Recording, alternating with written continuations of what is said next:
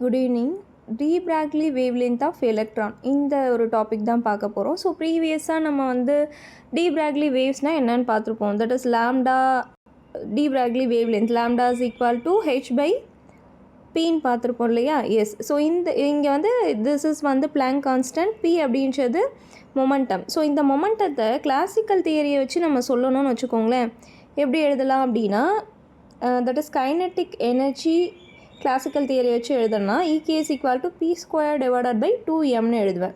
So இதில் வந்து நான் மொமெண்டம் எடுக்கலாமா? Momentum P square is equal to E that is kinetic energy into 2m. So then P is equal to root of 2m EKன்னு எழுதலாமா? Yes. So this is momentum. இந்த மொமெண்டத்தை நான் இந்த ஃபர்ஸ்ட் ஈக்குவேஷனில் எடுத்துகிட்டு போய் சப்ஸ்டியூட் பண்ணேன்னு வச்சுக்கோங்களேன். That is lambda is equal to H divided by square root of 2m EKன்னு இருக்கும். So EK is the kinetic energy, M is the mass. So இன்னும் நான் வந்து என்ன பண்ணலாம், சப்போஸ் நான் சார்ஜ்டு பார்ட்டிக்கலுக்கு எழுதுறேன்னு வச்சுக்கோங்களேன். இது வந்து especially for charged particle. That is வந்து நான் இப்போ வந்து ஒரு எலக்ட்ரானுக்கு எழுதுறேன்னு வச்சுக்கோங்களேன். இதை நான் எப்படி எழுதுவேன் அப்படின்னா that is EK is equal to Q into V. that kinetic energy is equal to நான் எவ்வளோ அளவுக்கு வோல்டேஜ் கொடுத்தேன், அதனால் அந்த எலக்ட்ரான் வந்து எந்த அளவுக்கு சார்ஜ் ஆணுச்சு அப்படின்றது.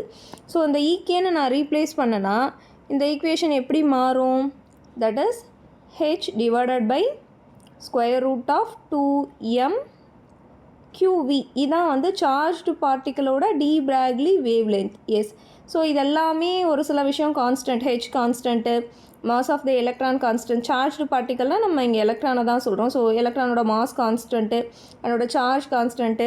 ஸோ இங்கே V மட்டும்தான் வந்து வேரி ஆகுது இல்லையா? ஸோ இதெல்லாம் நம்ம அப்ளை பண்ணோன்னா, இந்த வேல்யூஸ் எல்லாம் அப்ளை பண்ணோன்னா நமக்கு என்ன கிடைக்கும்னா lambda is equal to 12.27 divided by root of வீன்னு கிடைக்கும்.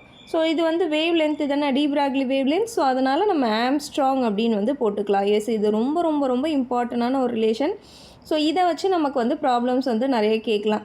என்னென்னா சப்போஸ் ஒரு பொட்டன்ஷியல் கொடுத்துட்டு அதுக்கான டி பிராக்லி வேவ் லென்த் என்னன்னு கேட்டாங்கன்னா நம்ம இதிலேருந்து எழுதாமல் ஸ்ட்ரெயிட்டாகவே இந்த ஈக்குவேஷன் போட்டு நம்ம சால்வ் பண்ணிடலாம். Yes, thank you.